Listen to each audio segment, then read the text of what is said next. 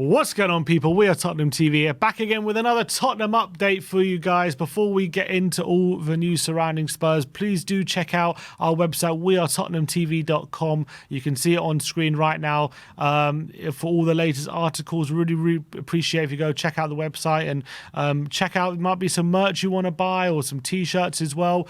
It really does help support the channel, help support us. So go check out WeAreTottenhamTV.com if you haven't already. But without further ado, let's get into the news. Joining me on the for the update today is Brian Daigle, who's been a mainstay on the channel for the past few days. Thank you for joining me yet again, Brian. The first story we're going to be talking about is from the Evening Standard, and they've given an update on Romero's injury, and it is hopefully positive news. They're saying Romero is expected to be fit for Tottenham's clash away at Brighton, despite being taken off in Saturday's 2-1 win over Everton. He did feel tightness in his hamstring, but Spurs are confident that he should be able to make it back for the game on Thursday. Brian, that's really positive news if that is true, if he is set to be fit. But obviously, if there's any sort of concern or worry about him not being able to make it, then even though it could cost us in the short term, I think it's better just to make sure in the long term that he's fit and available for as many games as possible. 100%, Simeon. Last time we heard this was with Brennan Johnson, like you said earlier. Then it ended up being a few weeks, didn't it? He is, until Van der Ven comes back, he is integral to everything in the back line. And if we have to miss him for one game to have him back ready for Bournemouth and the foreseeable, so be it. It sounds positive. Let's hope it actually is what we want to see when it comes to the Brighton lineup, and he's there, but not at the risk that it could seize up again. He's too important. Yeah, I completely agree. But it's really great news. Obviously, I thought he was playing really well before he went off against Everton as well. He's so important for us playing at centre back. So if this injury isn't serious, and if he's in that lineup for Brighton, that'll be absolutely unbelievable news, because there was a lot of anxiety after we saw him strapped in the ice and everything that it could be a bad injury. But let's hope he's going to be okay. I guess we'll wait for official confirmation from Ange in his press conference in midweek. But preliminary news seems to be positive, which is great news. Next up, we're going to be talking about potential centre-backs joining in January, and Ali Gold has done an update on our centre-back search. And the first thing he's talking about is Todibo. He says Tottenham would love to bring Todibo to North London, and the player is reported to be keen on the move himself. However, Spurs will not put all their eggs in a Todibo-shaped basket in this window should any move prove difficult. Should any move prove unlikely at a time when Postecoglou needs new faces quickly. He goes on to say that Adebayo and Lloyd Kelly continue to be of interest to Tottenham, and Tottenham have also looked at Everton's Jared Braithwaite. If we are, struggling to agree a deal for Todibo, for you, is it important that we just move on as quickly as possible to the next target that's attainable, or do you think Todibo is the kind of player where we need to kind of stick it out if we're going to get that kind of quality through the door? We need a defender, and we need him quick. They say that talks have already begun on both sides with the club and the player. So there should be an understanding by now if this deal is highly likely or a possibility or going to be hard work, and they should be ready to pounce on whatever we can get done. Listen, the quality of him is undeniable from what we're seeing, and if you're keeping Saliba at the France team, you've got to be doing something right, and a decent player. We haven't got time to mess around anymore. We should have sorted this out in the summer. We didn't. We've seen what an issue it is since Van der Ven and Romero have been out. It needs to be addressed, and let's hope this egg-shaped basket that Ali Gold has said is we may not put all our eggs in it, but let's hope the eggs that we do put in are the ones that get it over the line, because we need a player of that stature and that quality. Yeah, I completely agree. I think should be our number one. But what do you reckon of a player like Jared Braithwaite? He obviously been impressive for Everton this season. Is he one you think Tottenham should spend big money on if they're capable of bringing him in? I am an absolutely ginormous fan of this guy. I think he's been incredible. People already, you know how they like to do comparisons, saying he's Everton's next John Stones. I actually think at this time of his career, he's better than John Stones was at this stage. I think this guy is a future England centre back for years to come. I think he's outstanding. I would move heaven and earth to get him. If we could sign one player and one player only, and it was him, I'd take it all day long. I'm a huge fan of Braithwaite. A huge fan of him. I would love him at the club. Yeah, he's doing a really good job at Everton at the moment. At such a young age as well, he does seem to be a really talented centre back. But getting him out of Everton in January is going to be very, very difficult to pull that one off. Ali Gold went on to talk about the forward search in January. He said Spurs sworn director Johan Lange is believed to be keen on signing a forward, but they're going to be looking at a versatile attacker who can play either out wide or through the centre. He also went on to talk about Brennan Johnson a bit in the forward role. He said Postecoglou has big plans for Brennan Johnson and believes the young Welsh international has all the attributes to be a big goal threat in this system. I've been one who said that I think as well, if we are looking at a forward in Jan, I think getting a versatile forward would be smart because we do have two players who can play in the number 9 in Son and Richarlison. So displacing both of them right now is going to be difficult. And I think we're kind of more in need of a winger. But if we have a winger who is versatile, can play up front or can play out wide, that versatility can prove invaluable, I think. Yeah, I'm in complete agreement with you. Lang seems to know what he's doing when it comes to this type of identifying this type of player. We've seen it with what he was doing at Villa. And I think you're right, we do need a bit of versatility. We've been talking right now how recently we've been looking much better with a left winger on the left, a right winger on the right, or right footer, shall I say, a creative midfielder. But as soon as that happens, we end up putting Johnson back on the left, and it starts messing things up and leaving it a little bit unbalanced. So I think finding someone that can offer to play in a couple of positions will be very, very beneficial to the club. Yeah, and just to touch on what he was saying about Brennan Johnson, obviously he's a player who last season got 10 Premier League goals or 9 Premier League goals for Nottingham Forest. So definitely knows a player who knows how to find the back of the net in the Premier League. Although only 1 goal so far in the Spurs shirt, you think more goals are coming for him? I do. I've actually put on a bet with someone at the Scotland Yard that there's another 5 goals and 5 assists. We've put a Scotland Yard all-you-can-eat brunch on it.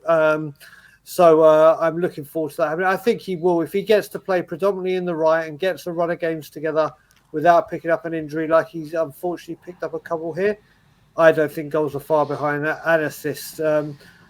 Once he gets the full confidence to use that explosive pace of his, there's not many that can keep up with him. I think he is one of the quickest with the ball in the entire Premier League. So I think he may have a field day second half of the season. Yeah, I completely agree. I think this is a player who can definitely be a 10-goal a season player for us for sure in terms of his quality, and he looks so much more comfortable on the right, and he seems to be starting to get regular goal contributions as well. So I'm very excited about the future of Brennan. Next up, we're going to Ali Gold as well was talking about the future of Pierre-Emile Højbjerg, and he said Spurs will continue to look for a central midfielder and will only allow Pierre-Emile Højbjerg to leave if a replacement comes in through the door. Chelsea's Conor Gallagher remains a player of interest of Tottenham and continue to monitor the uncertain situation with the England international. We spoke a bit about Pierre in our match review or player ratings.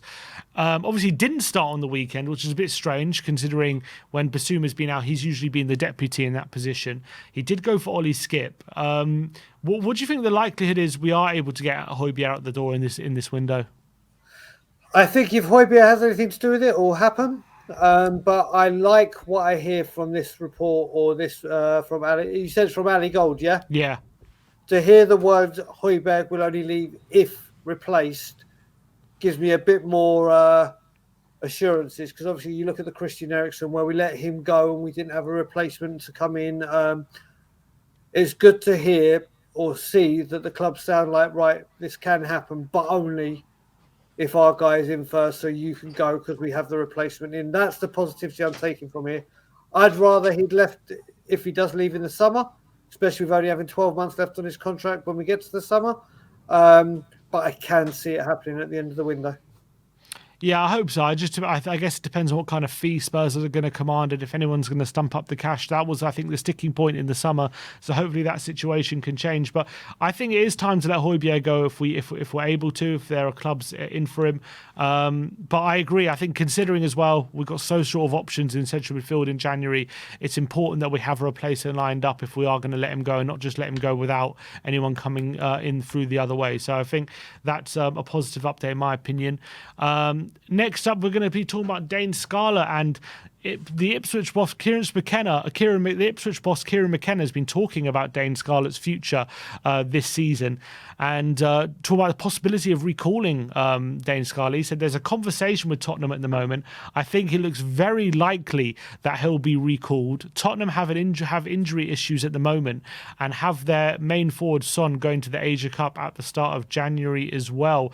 Interesting quotes then from McKenna, kind of insinuating that obviously Scarlett's not getting a lot of game time at the moment at Ipswich. I know Ipswich are high flying, they're doing really well, but Scarlett hasn't really been playing too much for them.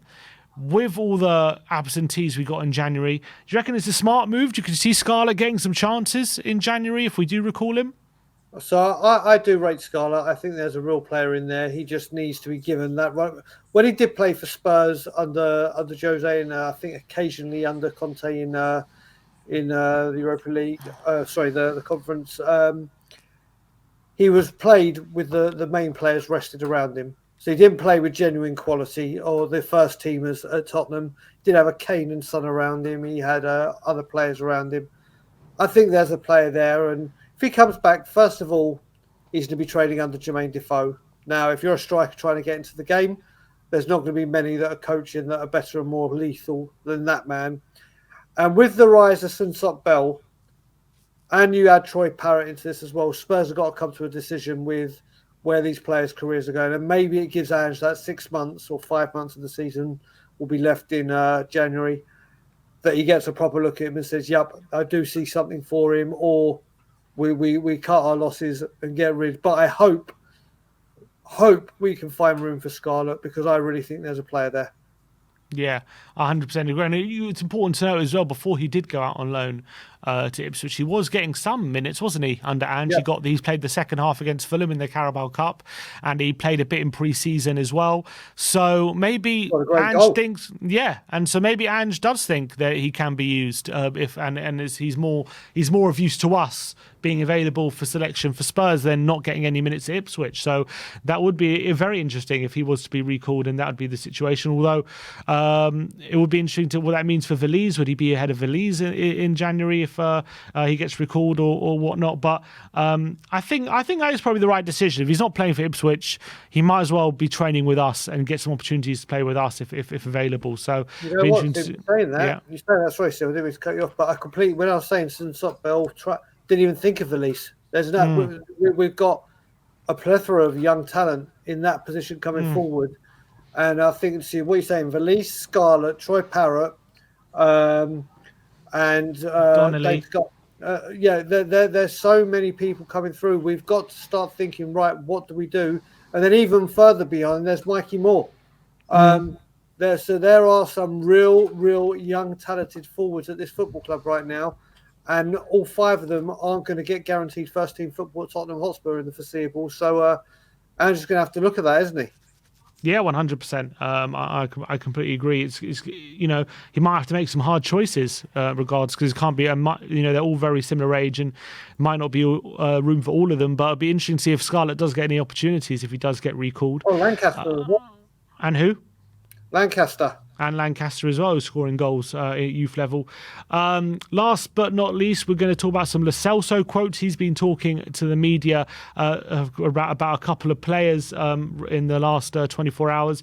First of all, he was asked about Alejo Veliz. He says he listens, he learns, he has already had minutes, he feels more and more comfortable and understands the language.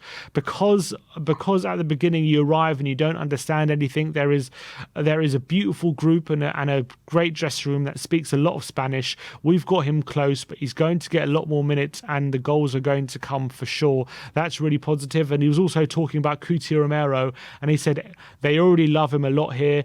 He's a reference point for the club and in the dressing room. He's one of the second captains behind Son, who has been here for many years. I'm seeing him doing very well. He's becoming more and more adapted and a point of reference, transmitting a lot. He transmits a lot in training and in matches. Having him in the team gives us a plus. So really nice words about Kuti. But interesting what you're saying about Veliz, about him settling in. Obviously, Ange said we weren't going to see a lot of Alejo Veliz in the first 6 months of the season. That has proven to be true. Do you reckon there's possibilities for him to start getting some more opportunities second half of the season, albeit he did get a few minutes here and there first half of the season? Yeah, I mean, I think he might get a few more while Son's in the Asia Cup, or I think that's what it's called. Or whilst Asia Cup, yeah. Okay, so whilst he's away at the Asia Cup, I think he will be. We've seen Richarlison come off yesterday or Saturday, shall I say, with the niggling back injury that they thought might have flared up a little bit. So I can't see Richarlison playing 90 minutes of every single game for the time that Son is away, because you'd think Son will get pretty far in this tournament. So I do see Veliz getting a few more minutes, and hopefully, who knows, he could start against Burnley. I wouldn't put it past him starting against Burnley, and hopefully he can get a goal or two and then set his Spurs career off on the right foot. But I think we will see more of Veliz. But getting back to Lo Celso, it is good to hear positive quotes coming out from him. It's not targeted about what's your future, what's this, what that, and hear him talking about the dressing room being a tight bonded unit, which we haven't been able to say for a few seasons. Yeah, and just the way he speaks about the club as well, it does seem to be he's getting a lot more settled, doesn't it? And that he's enjoying life a lot more this season. Maybe he feels a lot more part of the team as he has done the last 18 months or so. So that's really good stuff to hear from Giovanni Lo Celso. And hopefully he's absolutely right about Veliz, and the goals will start to flow for him very soon once he gets the opportunities. But look, that is it for today's Tottenham update. Let me know in the comment section below about any of the topics we discussed today. Let me know your thoughts. I want to thank Brian Daigle yet again for giving up his time and joining me on today's Tottenham update. But that is all for today. Like, subscribe and comment. And as always, come on, you Spurs.